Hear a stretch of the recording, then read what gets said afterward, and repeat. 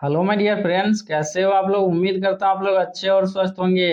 आज के इस वीडियो में हम लोग आरपीएफ एग्जाम 2019 में गणित से पूछे गए सभी प्रश्न को एकदम बेसिक से समझेंगे। आज का ये क्लास प्रीवियस ईयर क्वेश्चन का 7वां प्रैक्टिस क्लास है। अगर आपने इससे पहले के क्लास को नहीं देखे हैं तो डिस्क्रिप्शन में लिंक दिया गया है, उस लिंक पे क्लिक करके उस क्लास को भी देख लीजिए। तो चलिए हम लोग आज के क्लास को शुरू करते हैं। पहला क्वेश्चन है, एक्स और वाई की आयु का अनुपात 9:10 है। यदि उनकी आयु का योग 133 वर्ष हो तो उनकी आयु के बीच का अंतर ज्ञात कीजिए। देखिए, आपको एक्स और वाई की आयु का अनुपात दिया गया है 9:10 है। आपसे कहा गया इन दोनों की आयु का योग 133 वर्ष है। यानी इन दोनों के रेशियो को आपस में जोड़ेंगे, संख्या निकल के आ जाएगा 19। इस 19 का वैल्यू आपको दिया गया 133। 19 से काटेंगे 133 कट जाएगा 7 बार में। एक का वैल्यू निकल के आ जाएगा 7। आपसे पूछा गया है तो इन दोनों की आयु में अंतर ज्ञात कीजिए। तो रेशियो में अंतर है 1 का। इसी 1 का वैल्यू निकल के आया है 7। यानी इन दोनों की आयु में अंतर हो जाएगा 7 वर्ष का। ऑप्शन बी हो जाएगा सही आंसर। अगला क्वेश्चन नंबर 2 है, एक व्यापारी एक वस्तु को 336 रुपया में बेचने पर 12% का लाभ कमाता है, तो उस वस्तु का लागत मूल्य ज्ञात कीजिए। देखिए, एक वस्तु को 336 रुपया में बेचने पर 12% का लाभ होता है। इसका मतलब उस वस्तु को 112% में बेचा गया। इस 112% का वैल्यू दिया गया है 336।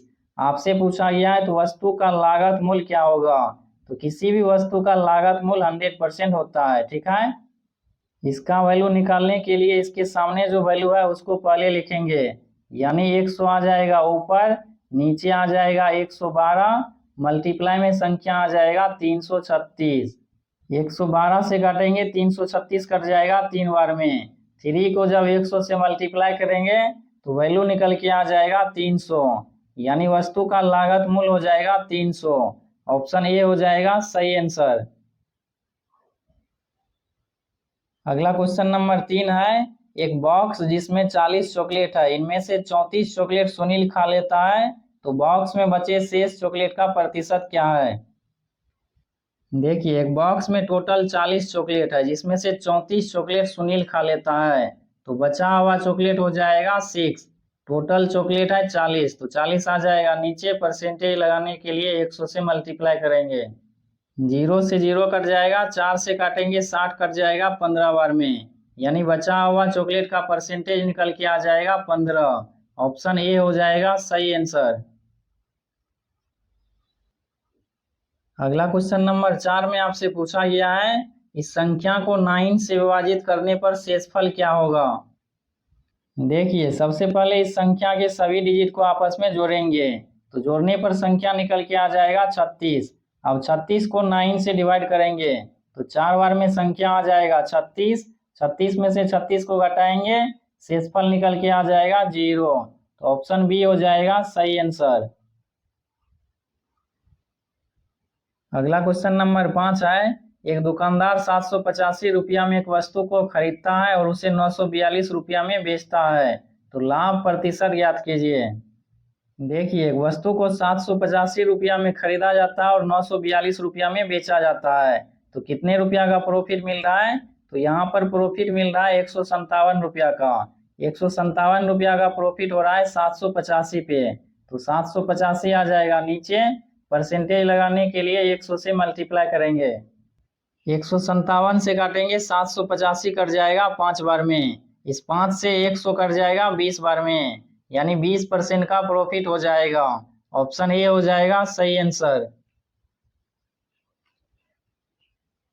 अगला क्वेश्चन नंबर 6 है, एक ट्रेन 27 मीटर पर सेकेंड की गति से एक संकेत बोर्ड को केवल 8 सेकेंड में पार करती है, तो ट्रेन की लंबाई ज्ञात कीजिए।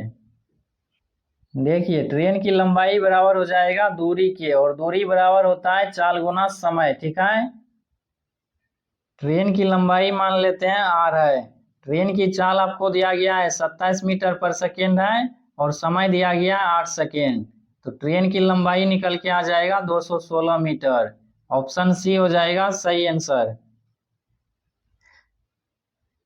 अगला क्वेश्चन नंबर 7 है, दो संख्याओं का एलसीएम 182 है और एचसीएफ 13 है। यदि एक संख्या 13 हो तो दूसरी संख्या ज्ञात कीजिए।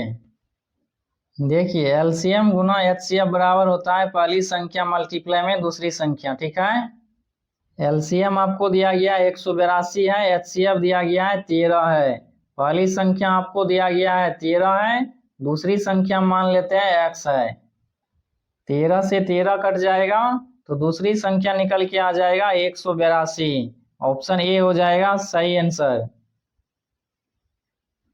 अगला क्वेश्चन नंबर 8 है, अंकगणितीय समांतर श्रेणी का औसत ज्ञात कीजिए जिसका प्रथम पद 45 और अंतिम पद 57 है। देखिए प्रथम पद आपको दिया गया है 45 है और अंतिम पद दिया गया है 57 है। आपसे पूछा गया है तो औसत क्या होगा। जब भी आपको समांतर श्रेणी का पहला पद और अंतिम पद दिया जाए तो औसत निकालने के लिए सिंपल इन दोनों को जोड़ेंगे। जोड़ने पर संख्या निकल के आ जाएगा 102। अब इसको 2 से डिवाइड कर देंगे तो डायरेक्ट इसका औसत निकल के आ जाएगा 51। ऑप्शन डी हो जाएगा सही आंसर। अगला क्वेश्चन नंबर 9 है, दूध की कीमत 36 रुपया से बढ़ाकर 40 रुपया कर दिया जाता है तो वृद्धि प्रतिशत ज्ञात कीजिए। देखिए दूध की कीमत 36 रुपया से बढ़ाकर 40 रुपया कर दिया जाता है, यानी 4 रुपया बढ़ाया जा रहा है 36 रुपया पे, तो 36 आ जाएगा नीचे। परसेंटेज लगाने के लिए 100 से मल्टीप्लाई करेंगे, 4 से काटेंगे 36 कट जाएगा 9 बार में, तो संख्या निकल के आ जाएगा 100/9। इसको लिख सकते हैं 11.11%। ऑप्शन ए हो जाएगा सही आंसर। अगला क्वेश्चन नंबर 10 है, एक नगद पुरस्कार को ए बी और सी के बीच 3:5:7 के अनुपात में बांटा जाता है। यदि सी को 49,000 रुपया प्राप्त होते हैं तो ए और बी दोनों को मिलाकर प्राप्त कुल राशि ज्ञात करें। देखिए ए का रेशियो दिया गया है 3 है, बी का रेशियो 5 दिया गया है और सी का रेशियो दिया गया है 7। आपसे कहा गया है सी को 49,000 रुपया प्राप्त होता है तो सी का रेशियो है 7। इस 7 का वैल्यू आपको दिया गया 49,000 रुपया, तो एक का वैल्यू निकल के कितना आ जाएगा। तो एक का वैल्यू निकालने के लिए सिंपल इसको डिवाइड करेंगे, तो 7 से काटेंगे 49 कट जाएगा 7 बार में, यानी एक का वैल्यू निकल के आ जाएगा 7,000। आपसे पूछा गया है तो इन दोनों को मिलाकर टोटल अमाउंट कितना होगा। तो इन दोनों के रेशियो का सम हो जाएगा 8 को मल्टीप्लाई कर देंगे 7,000 से, तो टोटल अमाउंट निकल के आ जाएगा 56,000। ऑप्शन डी हो जाएगा सही आंसर।